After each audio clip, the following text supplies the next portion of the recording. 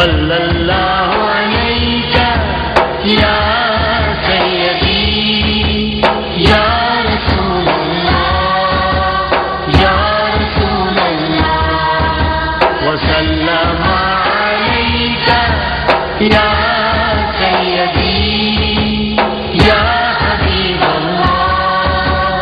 یا حبیب اللہ ہے میرے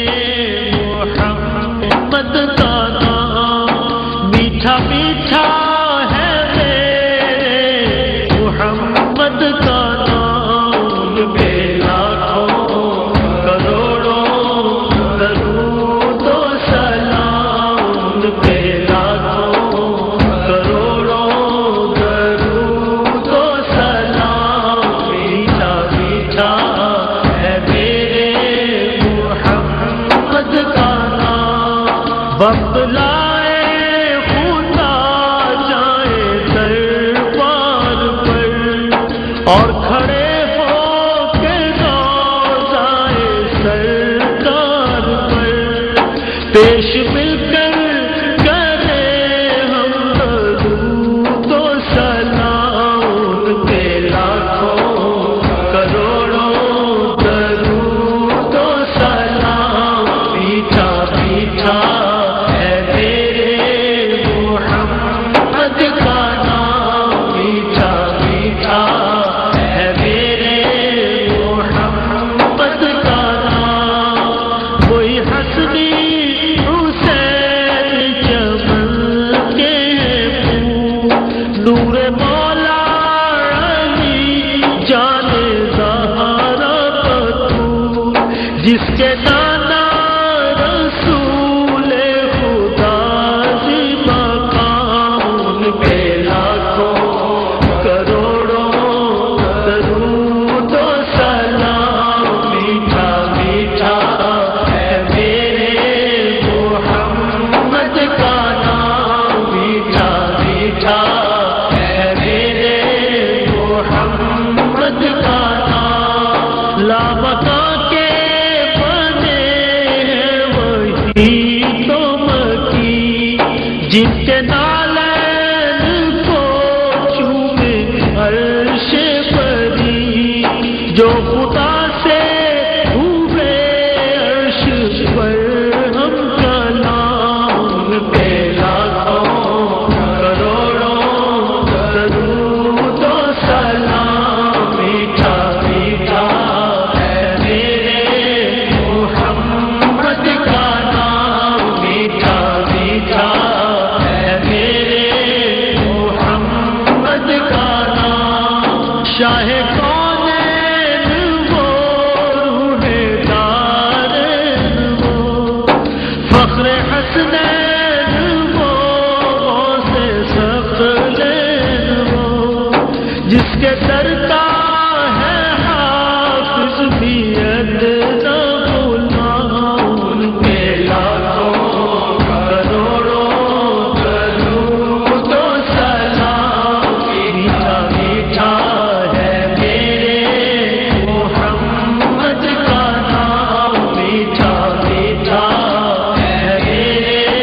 محمد کا نام ان پہ لاکھوں کروڑوں درود و سلام میٹھا میٹھا ہے میرے محمد کا نام میٹھا میٹھا ہے میرے نبی جی کا نام میٹھا میٹھا ہے میرے سیدی کا نام میٹھا محترم بات تشریف لانے والے ہیں تو باقاعدہ محفل کا آغاز تو وہی کریں گے ان کے آنے تک یہ محفل جاری ہے اب تلاوت کلام پاک کے لیے میں دعوت دوں گا جناب حافظ ظہور احمد صاحب کو تشریف لائیں اور تلاوت کلام پاک سے ہمارے قلوب کو منور فرمائیں.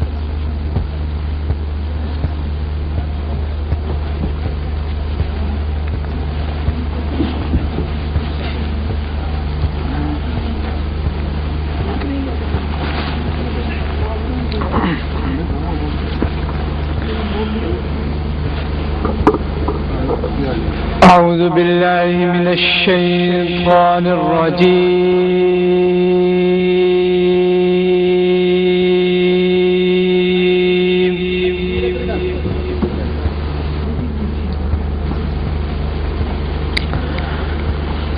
بسم الله الرحمن الرحيم.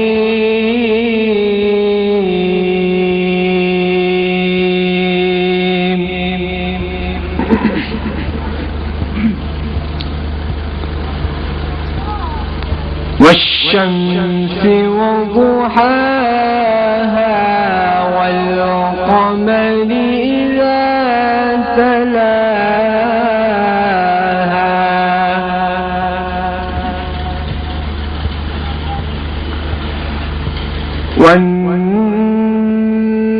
والنهار إذا جلاها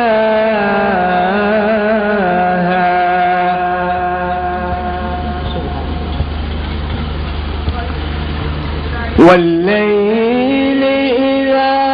يغشاها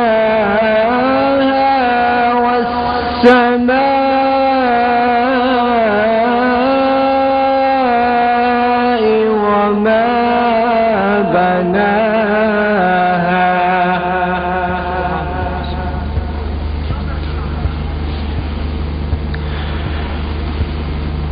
والشمس وضحاها والقمر إذا تلاها والنهار إذا جلاها والليل إذا يغشاها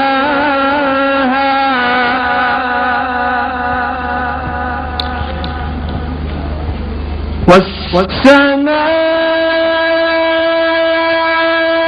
وما بناها والأرض وما طحاها ونفس وما سواها فألهمها فجورها وتقواها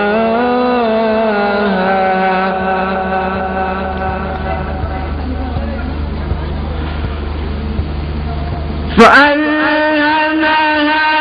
فجورها وتقواها قد أفلح من زكاها وقد خاب من دساها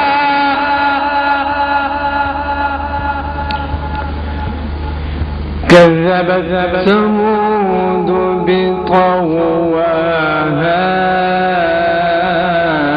إذ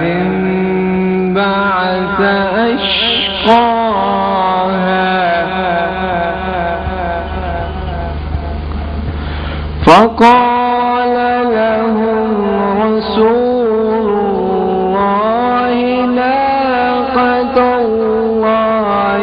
وسقياها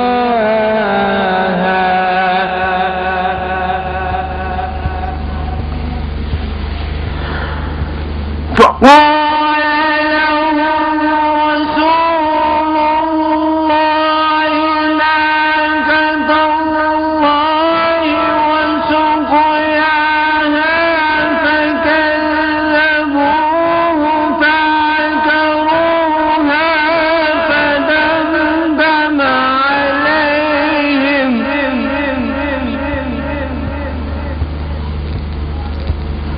فدمدم عليهم ربهم بذنبهم فسواها ولا يخاف عقباها. بسم الله الرحمن الرحيم.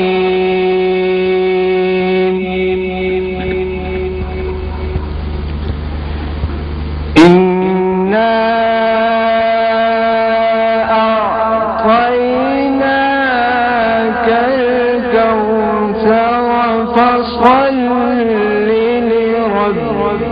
ربك وانحر إن شانئك هو الأبتر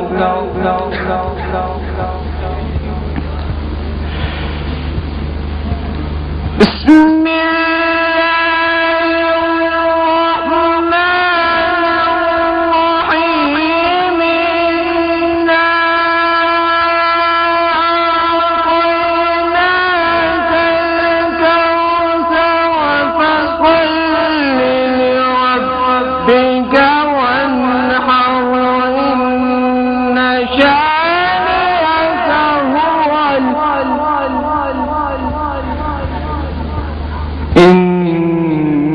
شانئك هو الأبتر صدق الله العظيم. شاید یہ زندگی وفا نہ کرے. عزیزان گرامی تلاوت کلام پاک سے ہم اپنے قلوب کو منور کر رہے تھے. نعرہ تکبیر، نعرہ رسالت، نعرہ رسالت. محترم جناب محمد خاور عظیم صاحب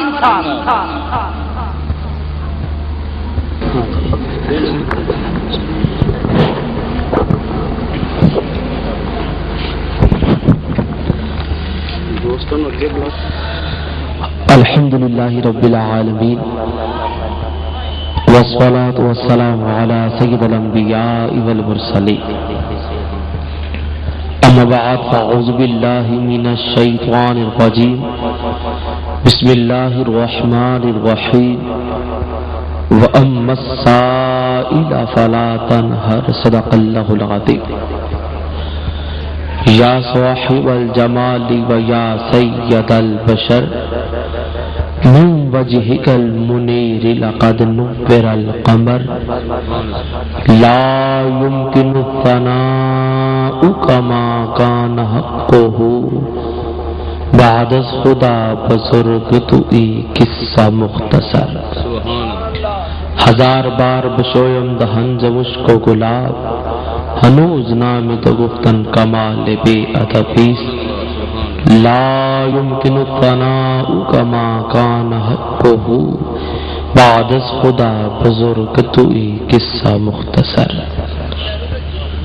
اس رحمت عالم کا قصیدہ کہوں کیسے، اس رحمت عالم کا قصیدہ کہوں کیسے، جو مہر عنایات بھی ہو ابر کرم بھی. کیا اس کے لیے نظر کروں جس کی ثنا میں سجدے میں ہوں الفاظ بھی سطریں بھی قلم بھی.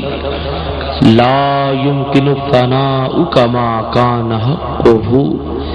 بعد خدا بزرگ تو ای قصہ مختصر. تمام حمد اس خالق ازل کے لیے، سکون جیل کو دیتا ہے جو کنول کے لیے. میں ان کے نام سے کرتا ہوں ابتدائے کلام کے جن کے نام فرشتوں نے بھی سنبھل کے لیے. سبحان اللہ. لا يمكن الثناء كما كان حقه بعد خدا بزرگ تو ای قصہ مختصر. غالب ثناء خواجہ بجزدہ گزاشتے کہاں ذات پاک مرتبہ دان محمد است. لا يمكن الثناء كما كان حقه بعد خدا بزرگ تو ای قصہ مختصر. اے رضا خود صاحب قرآن ہے مداح حضور، تجھ سے کب ممکن ہے پھر مدحت رسول اللہ کی. لا يمكن الثناء كما كان حقه بعد خدا بزرگ تو ای قصہ مختصر. میرے مولا تیری درگاہ چ صدا کرنی ہے، ایک گناہگار نے بخشش دی دعا کرنی ہے. میری روح میرے اساواں نو طہارت دے دے، تیرے محبوب محمد دی ثنا کرنی ہے. لا يمكن الثناء كما كان حقه بعد از خدا بزرگ تو ای قصہ مختصر۔ دوستان گرامی قدر، بڑی خوش بختی، بڑی خوش نصیبی ہم سب کی کہ ہم سب ایک رات پھر سرکار دو جہاں صلی اللہ علیہ وآلہ وسلم کے ذکر میں گزارنے کا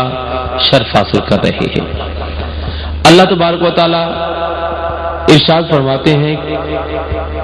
اور یہ ارشاد گرامی آپ تمام احباب کی سماعتوں کی حساس لو تک جب پہنچے گا تو یقیناً آپ احباب یہ فرمانے ذی شان سن کر آپ اندر ہی اندر سے اور اندر ہی اندر میں اللہ تبارک و تعالی کی عطا کردہ محبت اور اللہ تعالی کی محبت کا اندازہ لگاتے ہوئے اللہ تبارک و تعالیٰ کے پیارے محبوب مصطفیٰ کریم علیہ الصلوۃ والسلام کی بارگاہ میں اپنی پلکوں کو جھکا کر، اپنے سر کو جھکا کر، اپنے دل کو فرش راہ کرتے ہوئے انتہائی مسرت محسوس کریں گے۔ اللہ تبارک و تعالیٰ فرماتے ہیں کہ ہم چن لیا کرتے ہیں ان احباب کو، کن احباب کو؟ ایک خوبصورت نقشہ کھینچتے ہوئے آپ حضرات کے سامنے اپنی اس گفتگو کو تمام کرتا ہوں کہ مسجد نبوی کا صحن ہے، صحابہ کرام مصروف گفتگو ہیں، اور گفتگو کیا ہو رہی ہے کہ اللہ تبارک و تعالی نے کیسا کریم، کیسا لاجپال، کیسا حسین آقا ہمیں عطا کیا ہے۔ اب یہ گفتگو ہو رہی ہے کہ سرکار تشریف لائے۔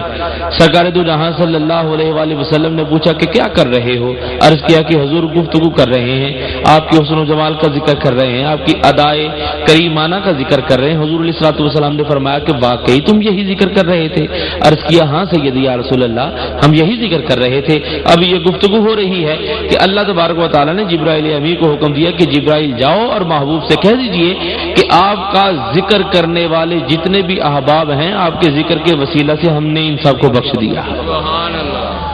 گویا کہ سرکار کا ذکر کرنا جو ہے یہ معمولی عمل نہیں ہے، بلکہ تمام اعمال کی جان ہے۔ یہ عمل تو وہ عمل ہے کہ جو عمل خود خالق کائنات کو اس قدر پسند ہے کہ وہ خود یہی عمل کرتا ہے، اور اللہ تبارک و تعالیٰ کا یہ عمل ہے حضور علیہ الصلوۃ والسلام کی نعت کہنا، حضور علیہ الصلوۃ والسلام کا ذکر کرنا، حضور علیہ الصلوۃ والسلام پر درود و سلام بھیجنا، یہ سنت الہیہ ہے۔ تو اللہ تبارک و تعالیٰ نے ہمارا چناؤ کر لیا، ہمیں منتخب کر لیا، ہمارا انتخاب کر لیا۔ اب یہ بستی، یہ قصبہ کئی، میرا خیال ہے کہ 1000 افراد پر مشتمل ہوگا، کئی ہزار افراد کی آبادی ہوگی اس قصبہ میں، لیکن آپ، میرا خیال ہے کہ 500 ہوں گے، 700 افراد ہوں گے۔ ہزاروں میں سے آپ صرف 500-700 کو منتخب کرتے ہوئے اللہ تبارک و تعالیٰ نے اس محفل پاک میں بلا کر یہ مجدہ جاں فضا ہواؤں اور فضاؤں کے ذریعے سے عطا کر دیا کہ جو میرے محبوب کے ذکر کی محفل میں آئے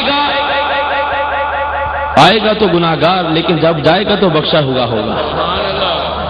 کیونکہ تاریخ اس بات کی شاہد ہے کہ جس نے بھی حضور علیہ الصلوۃ والسلام کا ذکر کیا، آقا کریم علیہ الصلوۃ والسلام کے ذکر کی بدولت وہ بخشا گیا، چاہے جتنا بھی وہ گناہگار ہے، جتنا بھی وہ گناہگار ہے، آقا کریم علیہ الصلوۃ والسلام کے ذکر کی برکت سے وہ بخشا گیا۔ اور دوستان گرامی قدر، اس دنیا میں رہتے ہوئے بتقاضا بشریت انسان سے بہت سے گناہ سرزد ہوتے ہیں، لیکن اللہ تبارک و تعالیٰ نے تمام مسلمانوں کو ایک دروازہ دکھا دیا، ایک در بتا دیا، ایک بابل، یوں کہہ لیجئے کہ آپ حضرات میرے اس جملے کو اگر پورا موصول کریں گے تو یقیناً آپ احباب بڑی مسرت بھی محسوس کریں گے، اور آپ کی دل کی دنیا بھی زیر و زبر ہو جائے گی کہ اللہ تبارک و تعالیٰ نے کیسی کرم نوازی ہم پر فرمائی ہے کہ باب البخش جو ہے وہ ہمیں عطا کر دیا ہے۔ اور وہ کون سا مقام ہے اور وہ کون سا در ہے، وہ کون سی جگہ ہے کہ جس جگہ جا کر ہمیں بخشش ملتی ہے؟ دو باتیں آپ حضرات کے سامنے اس بات کو سمجھانے کے لیے عرض کرنا چاہتا ہوں، انتہائی مختصر انداز میں آپ احباب یقیناً سنیں گے اور بڑی خوشی محسوس کریں گے، اس لیے کہ ہم سرکار کے غلام، سرکار کے عشاق کا وتیرہ یہ ہے، طریقہ یہ ہے کہ جب حضور علیہ الصلوۃ والسلام کی فضیلت کے حوالے سے کوئی بات سنتے ہیں تو ہماری دل کی دنیا سرکار کی محبت میں زیر و زبر ہو جاتی ہے، اور دل سینے میں نہیں رہتا بلکہ دھڑکنوں سمیت دلدار کائنات کی بارگاہ تک پہنچ جایا کرتا ہے۔ اور وہ بات کیا ہے پہلی بات یہ عرض کرتا چلوں، احادیث کے حوالے سے آپ احباب نے یہ سن رکھا ہے، علماء کرام بیان فرماتے ہیں کہ مکہ میں بیت اللہ شریف کا طواف کرنے کے بعد اللہ کا گھر ہے، اللہ تبارک و تعالیٰ فرماتے ہیں کہ جو بھی حرم کعبہ میں داخل ہوتا ہے اس کی پہلی نظر حرم کعبہ پر پڑتی ہے، بیت اللہ شریف پر پڑتی ہے، وہ جو دعا کرتا ہے میں اللہ اس دعا کو قبول کر لیا کرتا ہوں۔ حرم کعبہ کی فضیلت یہ ہے، حضور علیہ الصلوۃ والسلام نے فرمایا کہ جو کعبے کا طواف کرتا ہے وہ انسان ایسے ہو جاتا ہے کہ جیسے ابھی اس دنیا میں آیا ہو، اس کے سابقہ گناہ معاف ہو جاتے ہیں، سابقہ اس کے گناہوں کی معافی مل جاتی ہے۔ لیکن بیت اللہ اللہ کا گھر ہے، لیکن بیت اللہ اس بات کی گارنٹی نہیں دیتا، اس بات کی ضمانت نہیں دیتا کہ تم دوبارہ گناہ کرو گے وہ بخش دیے جائیں گے یا نہیں۔ کعبہ اس بات کی گارنٹی نہیں دیتا، اس بات کی گارنٹی ملتی ہے مدینہ شریف میں۔ اللہ تعالیٰ نے قرآن پاک میں ارشاد فرمایا وَلَوْ أَنَّهُمْ إِذْ ظَلَمُوا أَنفُسَهُمْ جَاءُوكَ، کہ جب تم اپنی جانوں پر ظلم کر بیٹھو تو میرے محبوب کے روضہ پر حاضر ہو جاؤ، میرا محبوب تمہاری سفارش کرے گا، تم اپنے رب کو بخشنے والا پاؤ گے۔ اب کعبہ کا طواف کرنے کے بعد گناہ معاف ہو گئے، اب اللہ تبارک و تعالیٰ نے معافی کا مجدہ رکھ دیا اپنے پیارے محبوب مصطفیٰ کریم علیہ الصلوۃ والسلام کی دہلیز پر کہ جو اس دہلیز پر پہنچے گا، جو اس در پر پہنچے گا، اپنے جانوں پر ظلم کرتا ہوگا تو میرا محبوب جب اس کی سفارش کرے گا تو پھر میں اس بندے کو بخش دوں گا۔ اور حضور علیہ الصلوۃ والسلام نے اس آیت مبارکہ کے تناظر میں فرمایا من زار قبری وجبت لہ شفاعتی، کہ جو میرے روضہ پر آ گیا اس پر میری شفاعت واجب ہوگی، اتنی دیر تک میں جنت میں نہیں جاؤں گا جب تک اپنے روضہ پر آنے والے کو جنت میں داخل نہ کر دوں۔ تو یہ بڑی خوش بختی ہے حضور علیہ الصلوۃ والسلام کے در دولت پر حاضری دینے والوں کی۔ لیکن ہمارے پاس اگر وسائل نہ ہوں تو پھر ہم کیا کریں؟ ہم کیا کریں؟ دل تو یہ چاہتا ہے مدینہ شریف سے حاضری ہو، مدینہ شریف بار بار حاضری ہو، لیکن وسائل نہیں جا سکتے، تو پھر کیا کریں؟ دوستان گرامی قدر، اللہ تبارک و تعالیٰ نے اپنے پیارے محبوب مصطفیٰ کریم علیہ الصلوۃ والسلام کو اپنی تمام تر صفات کا ایسا مظہر بنا کر بھیجا، ایسا مظہر بنا کر بھیجا کہ خود یہ فرمایا کہ میں تمہاری شارح کے قریب ہوں، لیکن اپنے پیارے محبوب کے بارے میں فرمایا النبی اولا بالمؤمنین من انفسہم، کہ میرے محبوب کی ذات ایمان والوں کی جانوں سے بھی زیادہ قریب ہے، میرے محبوب کی ذات ایمان والوں کی جانوں سے بھی زیادہ قریب ہے۔ اب مدینہ شریف جا کر حضور کی بارگاہ میں عرض کرنا ہے کہ آقا کریم ہمارے لیے دعا فرمائیے، آقا کریم جب ہماری سفارش کریں گے تو رب تعالیٰ ہمیں بخش دے گا، لیکن اللہ تبارک و تعالیٰ نے وسائل عطا کر دیے، وسیلہ بنا دیا اپنے محبوب کی ذات کو، کن کے لیے؟ ایمان والوں کے لیے، کہ ایمان والوں کی جانوں سے بھی قریب میرے محبوب کی ذات ہے۔ النبی اولا بالمؤمنین من انفسہم، کہ نبی کی ذات ایمان والوں کی جانوں سے بھی زیادہ قریب ہے، اور جب ایمان والے نبی کو حاضر و ناظر جان کر یہ دعا کریں گے اللہ تبارک و تعالیٰ اپنے پیارے محبوب کے وسیلہ سے ہمیں بخش دے، ہم پر رحمت فرما دے، تو یہ وسیلہ وہ وسیلہ ہے کہ جو وسیلہ رب کی بارگاہ میں قبول ہی قبول ہے۔ اور اس نام کے وسیلہ سے اگر 300 سال بعد حضرت آدم علیہ السلام دعا کرے تو اللہ تعالیٰ حضرت آدم کی دعا کو کبھی قبول کر لیا کرتا ہے،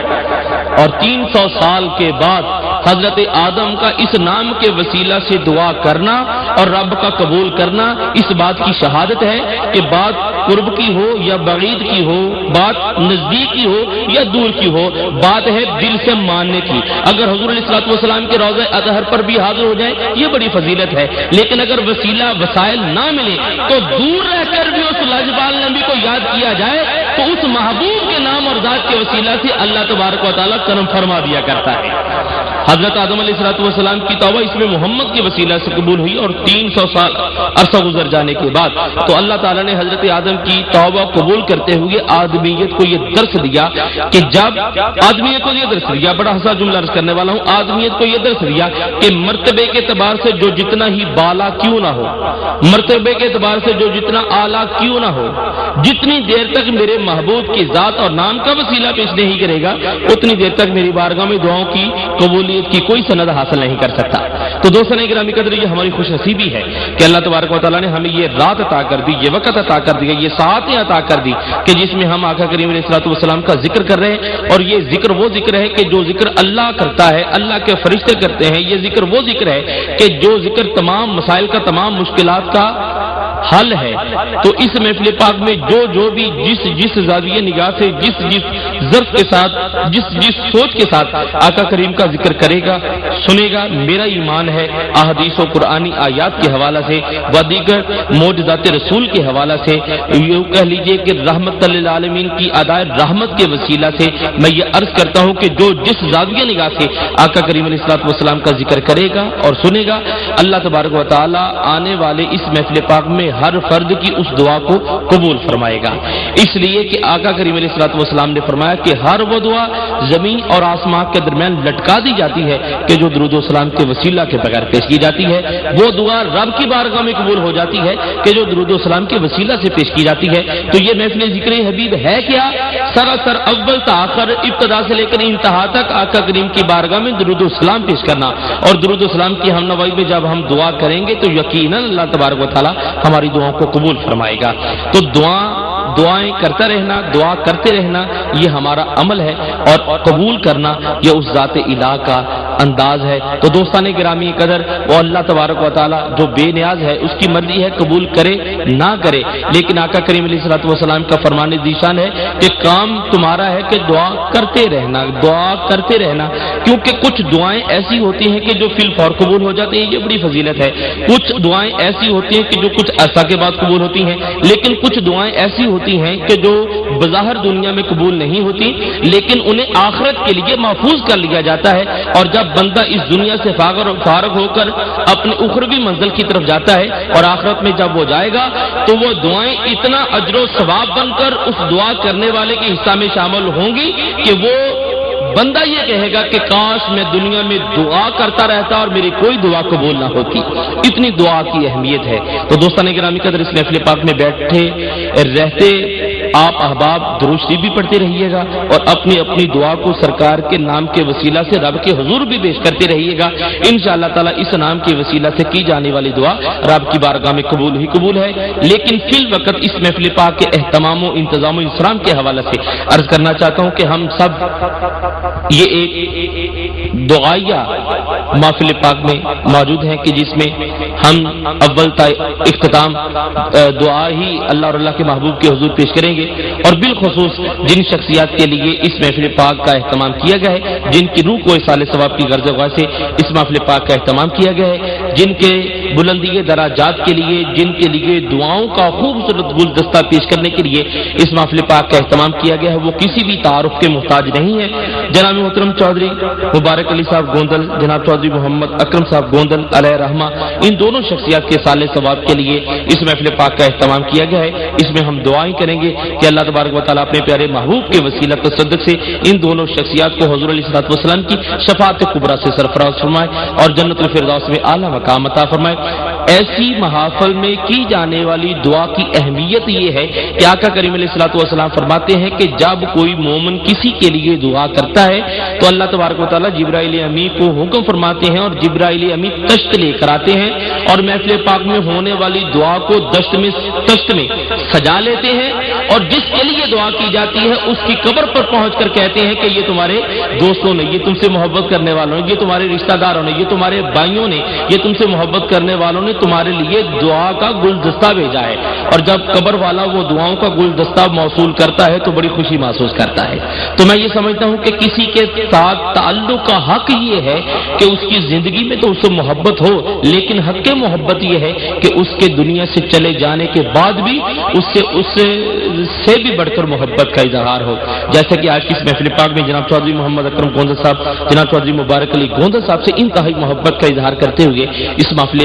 اصال ثواب کا اہتمام کیا گیا، جس میں ہم دعائیں کریں گے، اور یہ دعائیں جو ہیں حضرت جبرائیل امی تشت میں سجا کر گلدستہ کی شکل میں جب محمد اکرم صاحب اور مبارک علی گوندل صاحب کی قبور میں ان کو گلدستہ کی شکل میں پیش کریں گے تو وہ یقیناً بڑی خوشی محسوس کریں گے، اور یقیناً ان دعاؤں کے وسیلہ سے اور تصدق سے اللہ تبارک و تعالی ہم سب کے حالات پر بھی رحمت فرمائے گا۔ دعا یہ ہے کہ اللہ تبارک و تعالی آج کی اس محفل پاک کے صدقہ سے جناب چودھری مبارک علی صاحب، جناب چودھری محمد اکرم گوندل صاحب علیہ رحمت دونوں شخصیات کو حضور علیہ الصلوۃ والسلام کی شفاعت سے سرفراز کرتے ہوئے جنت الفردوس میں اعلیٰ مقام عطا فرمائے اور پسماندگان کو صبر جمیل عطا فرمائے، اور اللہ تبارک و تعالی اس محفل پاک کے صدقہ سے ہم سب اور اس محفل پاک میں آنے والے تمام حضرات کی بخشش فرمائے۔ دوستان گرامی قدر، آج کی اس نورانی محفل پاک کا آغاز ہوا چاہتا ہے اور وقت جو ہے وہ کچھ اس انداز میں نگاہوں کے سامنے ہے کہ 10 ہو چکے ہیں، کم و بیش 10 ہو چکے ہیں. تو انشاءاللہ تعالی اس 10 کی مناسبت سے اس محفل پاک کا آغاز کرتے ہیں. میری نگاہوں کے سامنے آج کی تاریخ بھی ہے. آج تاریخ ہے 28 کے 2 اور 8 کو جمع کریں تو یہ بھی 10 بن جاتا ہے. اور حضور علیہ الصلوۃ والسلام کی ظاہری حیات کے 10 سال جو ہے وہ مدینہ شریف میں گزرے ہیں. حضور نے مدینہ شریف میں 10 سال گزارے ہیں. اور اس خبر کو حسن اتفاق کی بات یہ ہے کہ ہم درود و سلام پیش کرتے ہیں تو ایک دفعہ درود شریف پیش کرنے سے 10 رحمتیں نازل ہوتی ہیں، 10 درجات بلند کر دیے جاتے ہیں. اور یہ 10 اتنی اہمیت کا حامل ہے کہ حضرت آدم علیہ الصلوۃ والسلام کی توبہ سے لے کر حضرت امام علی مقام کی شہادت تک اس 10 کا سلسلہ جو ہے وہ بیان کرنے کے لیے